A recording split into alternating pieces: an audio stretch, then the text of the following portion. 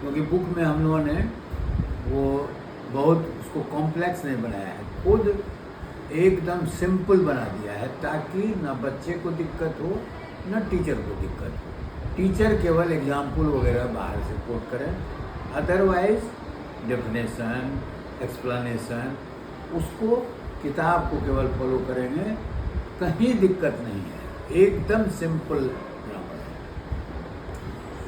उसमें सर ये बताइए मतलब ग्रामर के अलावे जो है जैसे क्रिएटिविटी सबके लिए उसमें क्या है? उसमें हम लोग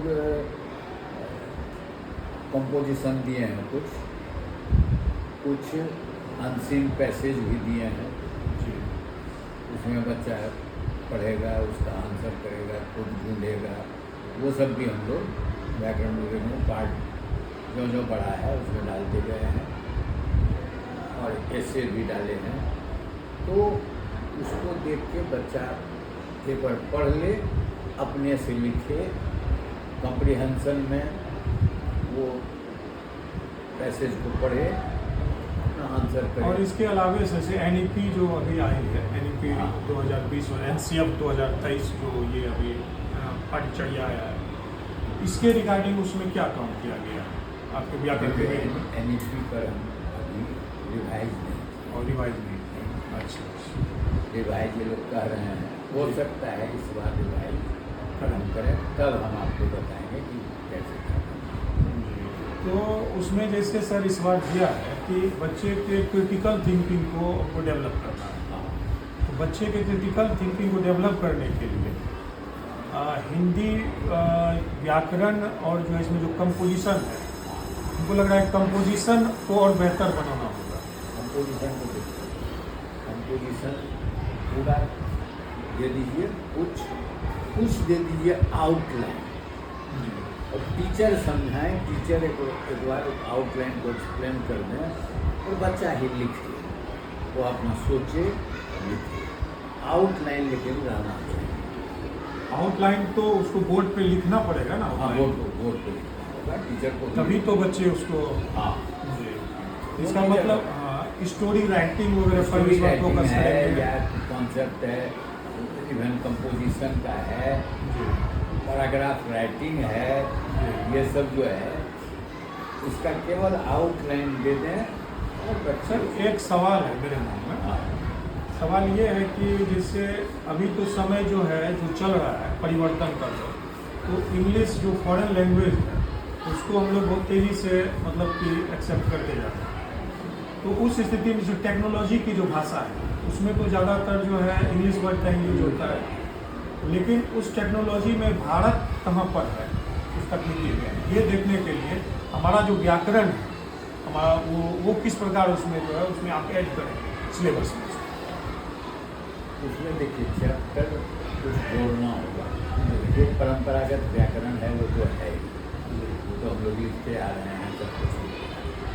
अब है कि व्याकरण का नया प्रारूप जी, उसमें हम कंप्यूटर से संबंधित या वैश्विक स्तर पर जो परिवर्तन हो रहा है उससे संबंधित चीज़ों को डालें और साथ ही साथ कुछ एक वोकेबुलरी बनाएं जी,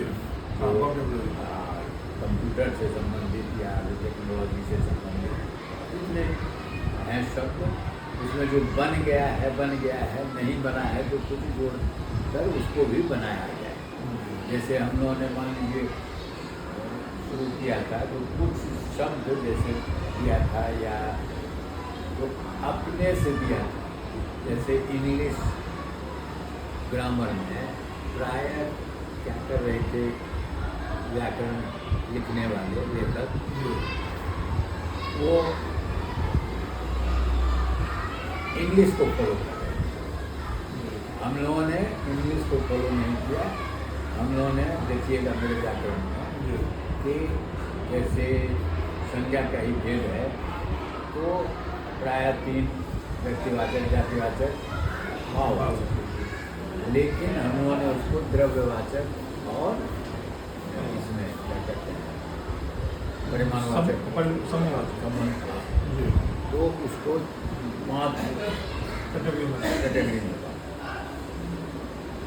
उसके बाद कुछ कुछ चीज़ें हैं जो अभी स्मरण में नहीं है, उसमें हम लोगों ने संशोधन किया था कि व्याकरण लिख भी दिया था कि ज़्यादातर विद्वान 3 भेद मानते हैं।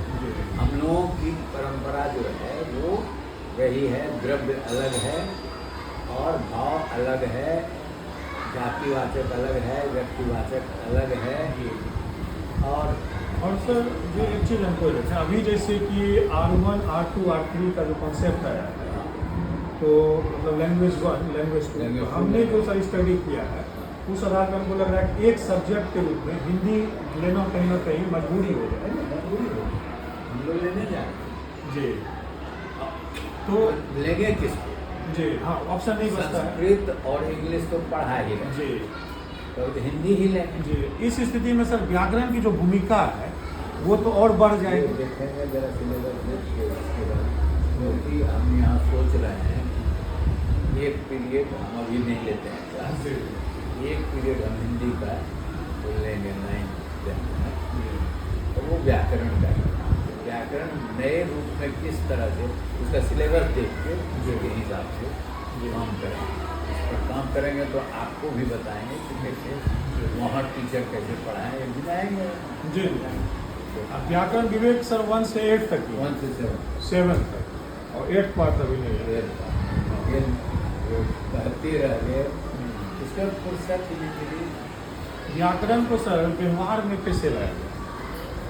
मतलब जैसे हिंदी हम लोग बोलते हैं, हम सर हमको याद है अच्छे से, एक बार हम पुल जो जिस टाइम बन ही रहा था तो यूपी का जो है कुछ उसमें काम करता था मजदूर से, तो उधर से जो है वो लोग चिल्ला के बोलता था कितनी रोटियां लाए, और हम लोग सर बिहार के लोग हाँ कितना लोग रोटी लाया है, इस तरह से जो है बोलते हैं।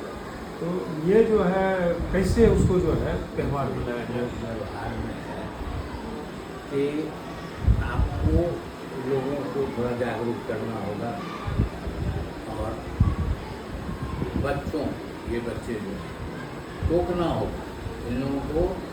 हम टोक देते हैं कभी कभी, हमारी टीचर बहुत भूख लग गया चल, लेकिन कहाँ हिंदुस्तान में होगी नहीं, भूख लग गई।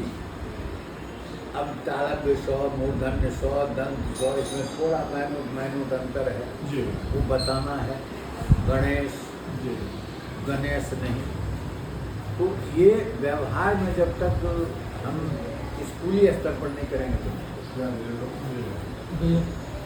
बैठिए।